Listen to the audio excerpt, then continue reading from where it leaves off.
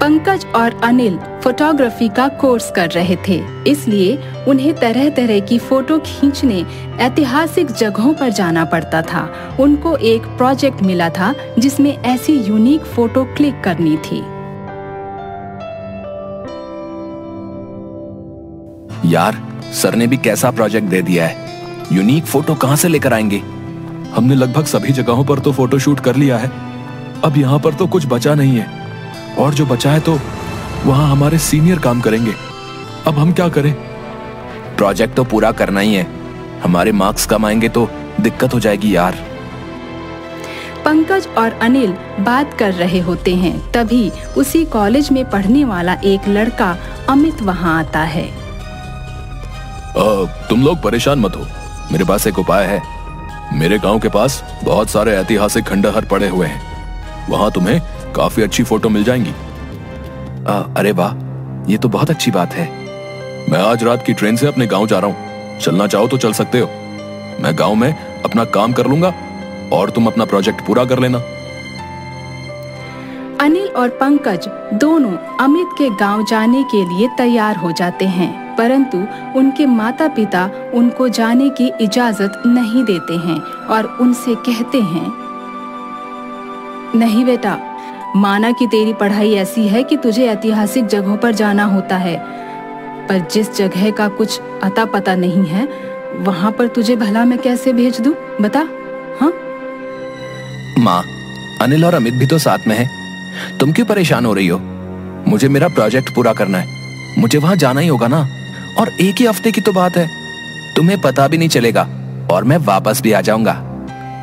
पंकज अपनी माँ की बात नहीं मानता और अमित और अनिल के साथ चला जाता है।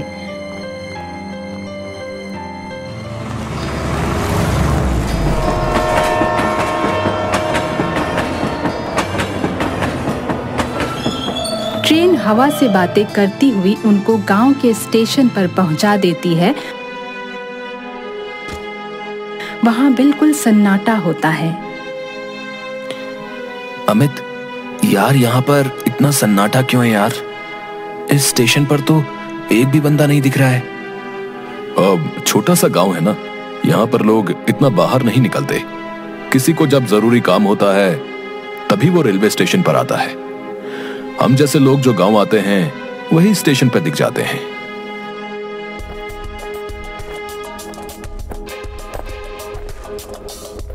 वो तीनों एक बैलगाड़ी में बैठ जाते हैं और गांव की तरफ चल पड़ते हैं।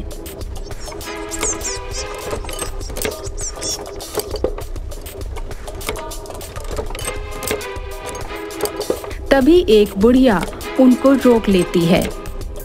आ गए तुम दोनों, मैं तुम्हारा ही इंतजार कर रही थी। बहुत समय लगा दिया तुमने आने में, तुम्हें तुम्हारी मौत आखिर इस गांव में ले ही आई। मैं जानती थी कि तुम मरने के लिए जरूर आओगे। अरे अम्मा, जाओ यहाँ से, ये अपने ही आदमी है। इन अम्मा का दिमाग चल गया है। ये ऐसे ही बोलती रहती हैं। चलो भैया चलो, थोड़ा तेज बैलगाड़ी दौड़ाओ।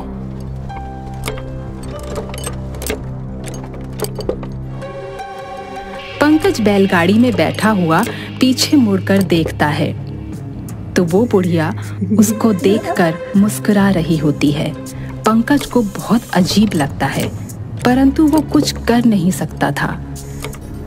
वो भी ये सोच लेता है कि इसका दिमाग खराब है, इसलिए वो ऐसा कर रही है, परंतु उसके दिमाग से उसकी बातें नहीं निकलती हैं।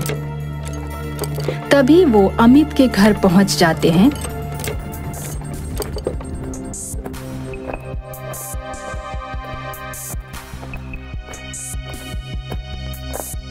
अमित की माँ दरवाजा खोलती है और दरवाजा खोलते ही चौंक जाती है। ये दोनों यहाँ पर? माई, ये हमारे दोस्त हैं, ये कुछ दिन के लिए गांव घूमने आए हैं। ठीक है, अंदर आ जाओ।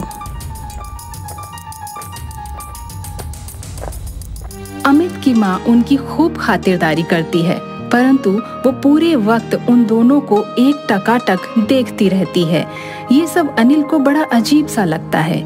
अमित उनको रात में घर से बाहर निकलने के लिए मना कर देता है।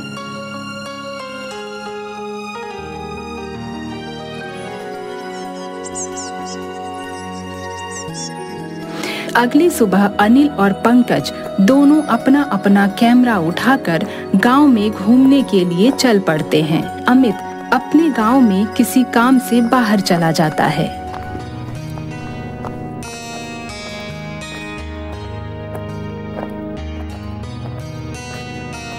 यार, इस गांव में तो कोई अच्छी पिक्चर मिल ही नहीं रही है। अमित ने कहा था कि गांव के आसपास कुछ ऐतिहासिक चीजें हैं जो हमारे काम आ सकती हैं, तो हमें उन्हीं को खोजना चाहिए।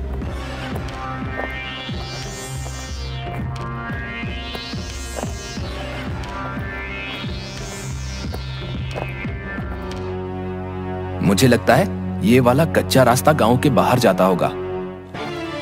पंकज और अनिल उस कच्चे रास्ते पर चल पड़ते हैं। चलते चलते उन्हें एक पाठशाला नजर आती है जो खंडहर हो चुकी थी।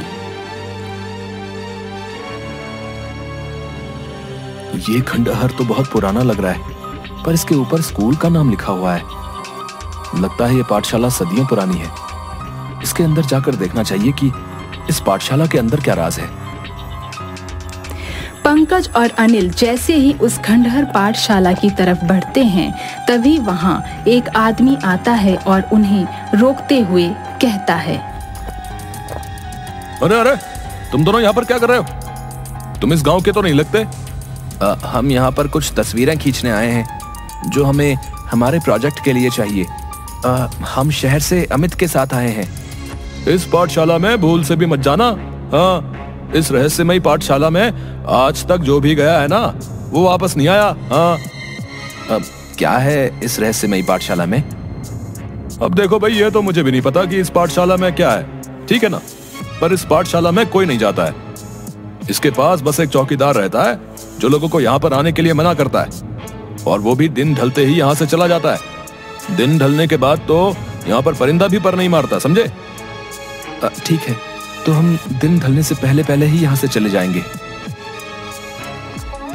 पंकज और अनिल उस व्यक्ति की बात नहीं मानते और सिक्योरिटी गार्ड के पास पहुंच जाते हैं।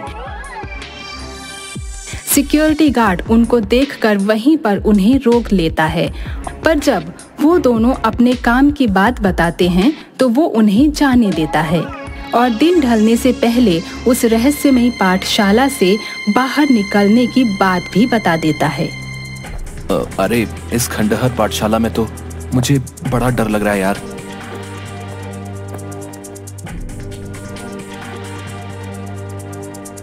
वो देखो, वहां कोने में एक बुढ़िया बैठी है।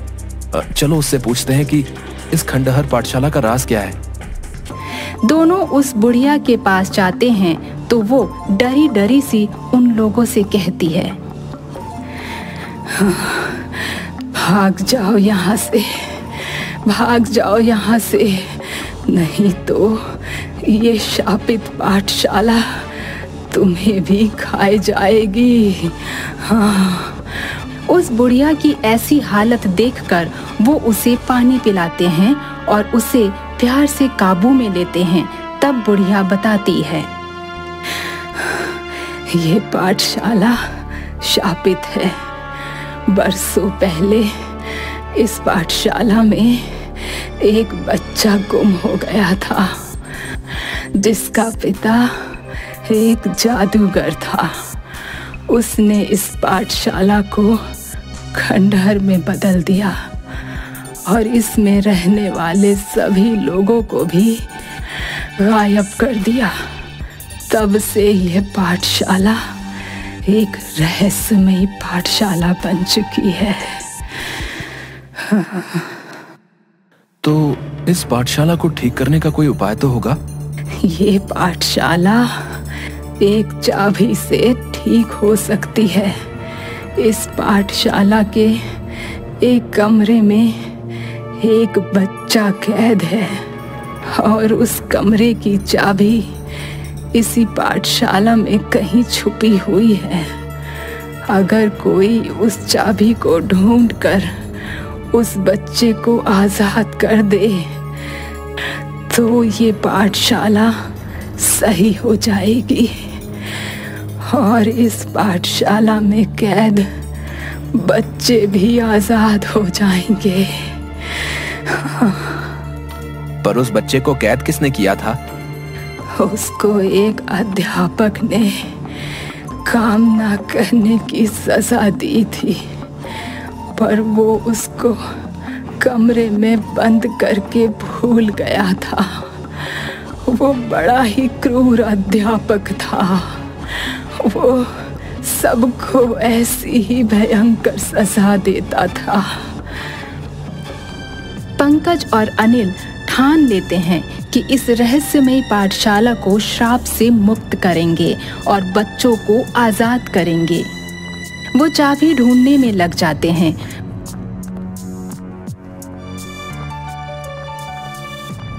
उस पाठशाला में एक लाइब्रेरी होती है।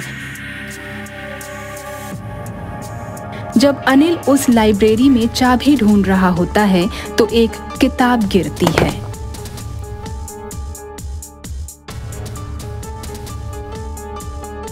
ये किताब न जाने बार बार क्यों गिरे जा रही है।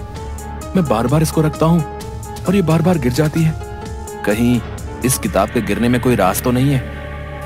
पंकज और अनिल उस किताब को खोलकर देखते हैं तो उस किताब के अंदर पेजों के बीच में एक चाबी होती है और साथ ही लिखा होता है कि जब तक उस क्रूर अध्यापक की कुर्सी नहीं जलाई जाएगी तब तक वो इस रहस्यमयी पाठशाला को श्राप से मुक्त नहीं होने देगा।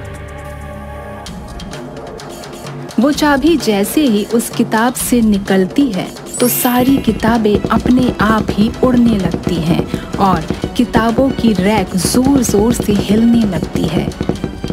वो चाबी लेकर भागते हैं।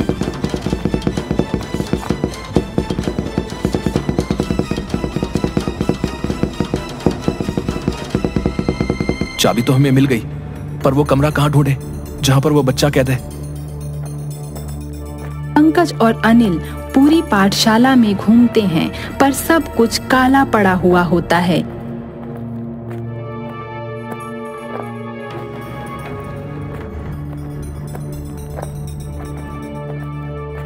तभी एक कमरा दिखता है जो सबसे अलग दिख रहा होता है। वो कमरा खंडहर नहीं था बल्कि नया नजर आ रहा था। उसके दरवाजे पर ताला लगा हुआ था। पंकज, हो ना हो मुझे ये चाबी इसी कमरे की लग रही है। दोनों भागकर उस ताले को खोलते हैं।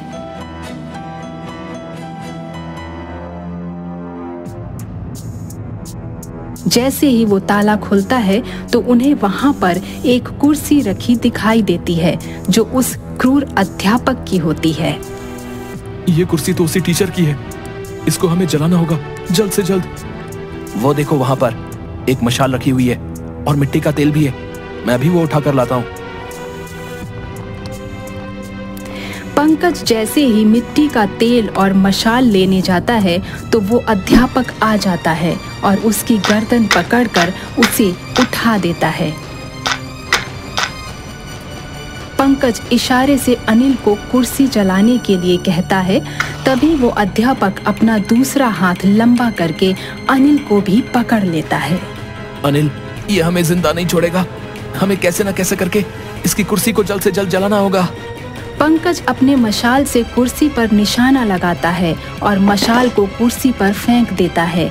इससे वो कुर्सी जलने लगती है। जैसे जैसे कुर्सी जलती है वैसे वैसे उस टीचर का भूत भी जलने लगता है। फिर सब कुछ पहले जैसा हो जाता है और पाठशाला में मौजूद बच्चे और अध्यापक नजर आने लगते हैं और फिर एक तेज रोशनी के रूप में सभी गायब हो जाते हैं। अब वो पाठशाला खंडहर नहीं बल्कि एकदम अच्छी खासी नई पाठशाला बन गई थी। हमने कर दिखाया अनिल। हमने एक रहस्यमयी पाठशाला का रहस्य ढूंढकर उसको श्राप से मुक्त कर दिया। दिल को बड़ा सुकून मिल रहा है यार। अब फिर जब वो दोनों उस रहस्यमयी पाठशाला से बाहर आते हैं तो वो बुढ़िया भी उनके आगे हाथ जोड़कर एक रोशनी में परिवर्तित हो जाती है।